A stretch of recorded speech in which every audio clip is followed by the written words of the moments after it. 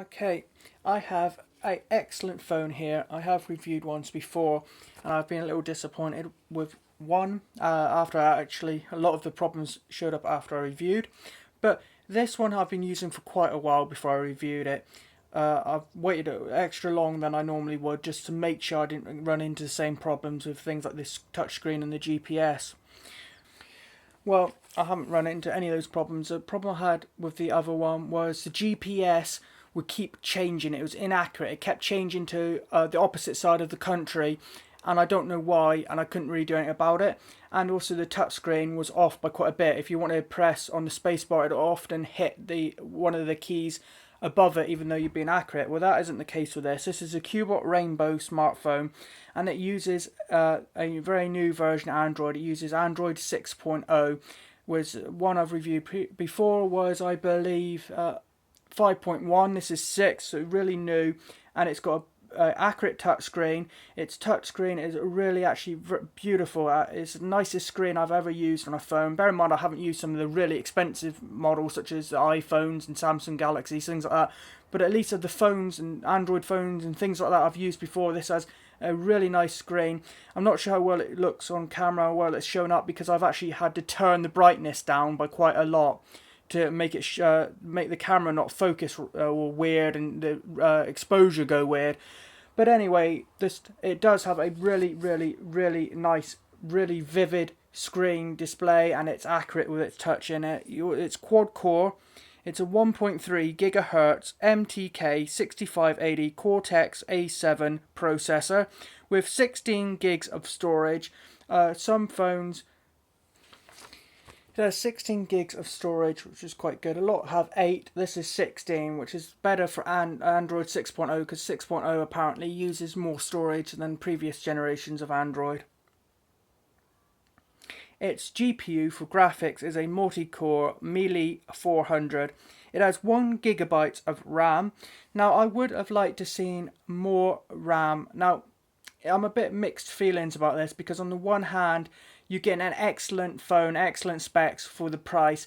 However, it seems like Android 6 seems to use a lot more RAM than 5.1 because I had a gig of RAM on the other phone that used 5.1 and it seemed to be plenty of RAM. However, with this one, it has the same amount, but it seems to get used up a lot quicker, and I think that must be because Android 6.0 must use more RAM.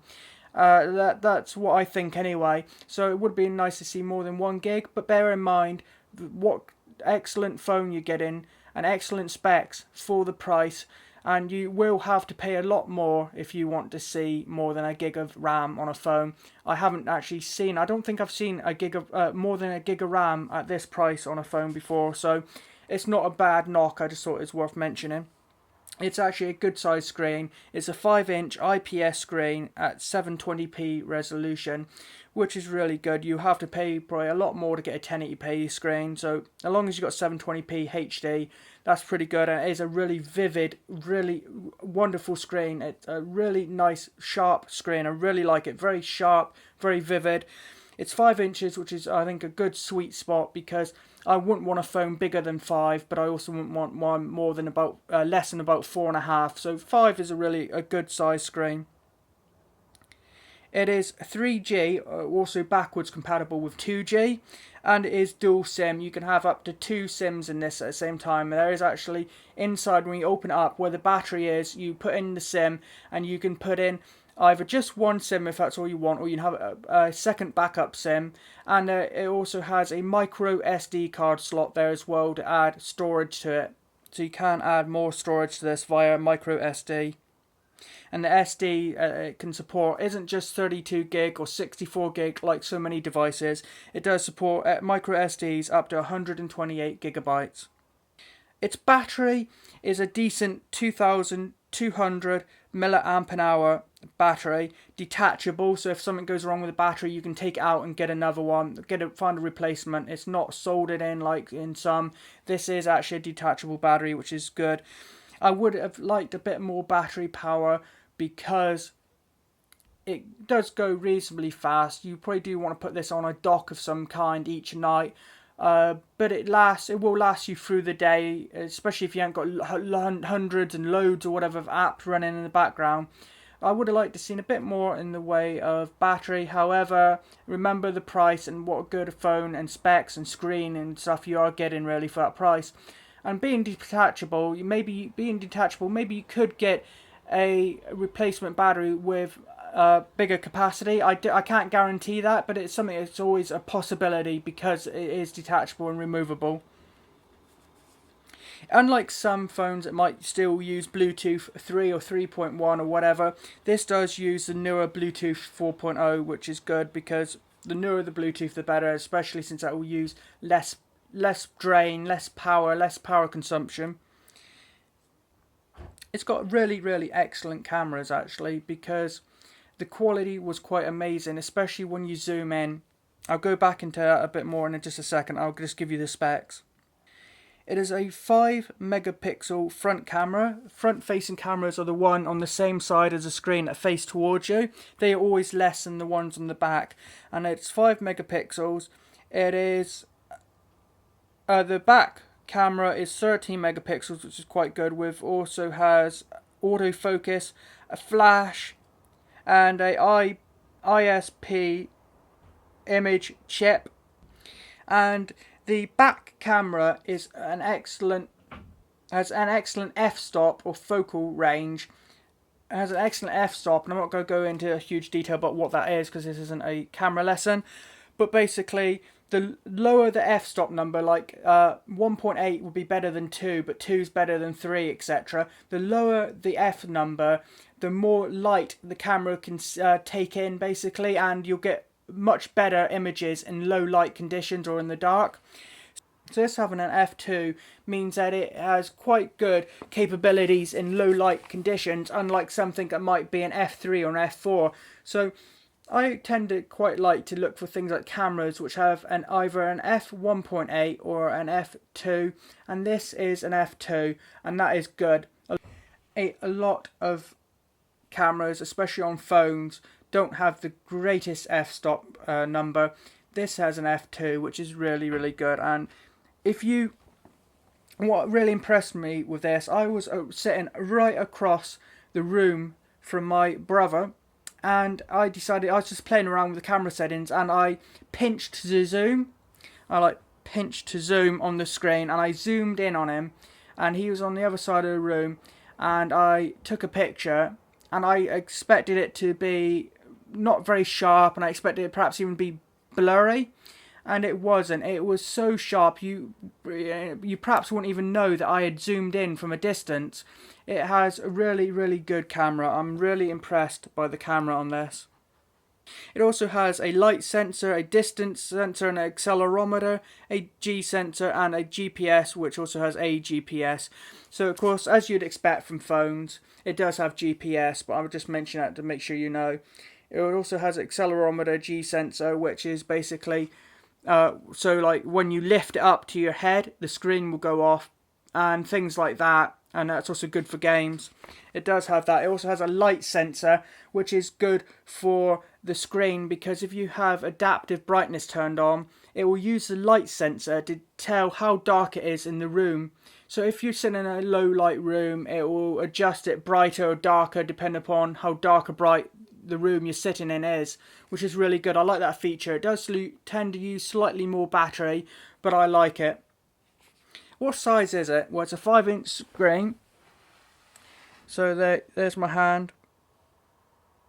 And its actual hole dimensions are 142 by 72 by just 8.8 millimeters. So it's quite thin. Its thickness is 8.8, which is pretty much in line with things like, I believe, the iPhones and the Samsung Galaxies. I think they're normally around about 8 inches.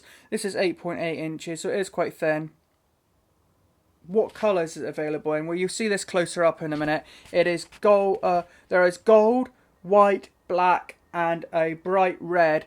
This is black, so it's all black. Where you can get one that's white, or you can get a gold one, or even one that's a bright red. What comes in the box?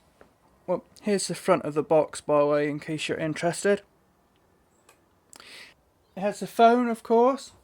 It has a USB cable to charge it. It also has a USB wall charger, which is the ones that you plug into the main socket, your mains power socket, and then it has a USB on it to charge it directly from the wall instead of having to plug it into something like a computer or a laptop or whatever in case you need it. That's really handy because most things like phones and things like that which need charging only come with the actual cable, and then you can plug it into something like your own wall charger. This comes with a basic little wall charger, which is really good bonus.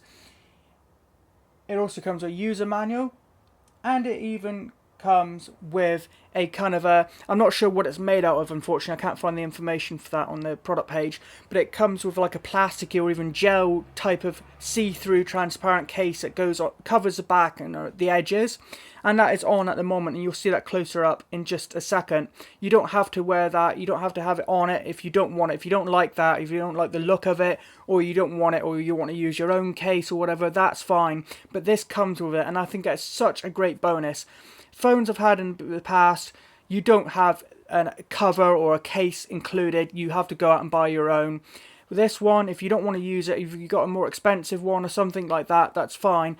But in case you want a bit of protection for your phone and you don't want to splash out or buy anything extra, it does come with one, and I was really surprised by that. I think it's really, really an awesome bonus. I'm really impressed by that. This is the back of it with the case on. That it has like kind of a texture. You can feel a texture to it to help you grip onto the case. It's really, really nice, and it's got cutouts as well for where the camera is, where the charging port and the headphone port is on the top. So you can still get to all your ports and your camera and stuff with the case on. It feels quite nice, and it feels almost like one of those like gel type of cases you can get, normally quite expensive. It does feel nice. It definitely stops it from, it might not be a really expensive one, it might not add a lot of protection, but at least it prevents a lot of scratches and little bumps and things like that, so it's better than having nothing on it at all. So it is really good. It does look actually quite nice. I didn't think I'd like to have it on. I thought perhaps I'd just use my own case, to slip it in like a little pouch thing. But actually I've left it on because I really, really like the look of it. It's really grown on me, and it is transparent. Down here on the phone you have your standard Android buttons like back, menu, things like that. Then up here is the camera. On the back is camera and flash, and the Cubot logo is on it, not the case but on the actual phone. As you can see, it is quite thin. It's 8.8mm. It's a really stylish phone. I really like it, especially with the case. It looks even better with the case on. The only thing I've noticed, and this isn't a big knock to do with this phone because a lot of phones do it this way, and I'm not sure why, but the USB port for charging is on the top, not the bottom like it is on an iPhone. The only trouble is with that, you might not really care. It depends upon what stands and things you're using like that. But with a lot of docks, things like docks and these stands here, which I've reviewed previously, they have a design for a cable to go into the bottom. So this stand here, for instance, it's designed with a hole in the back, so a cable can come through the back, through this hole here, under and discreetly into the bottom, so it can be there on the stand, and discreetly a cable can tuck through neatly through the back and into the bottom. Whereas of course you can't do that with this because the cable is up the top, so you can't discreetly tuck it through the bottom and into the bottom of the phone. You have to just sort of have it from your laptop or whatever up here and into the top. Like I say, it's not just Cubot phones, other manufacturers have it at the top. I just would prefer it at the bottom for make it a bit more compatible with various stands. It would just be a bit more universal if it was done at the bottom like an iPhone and some other phones.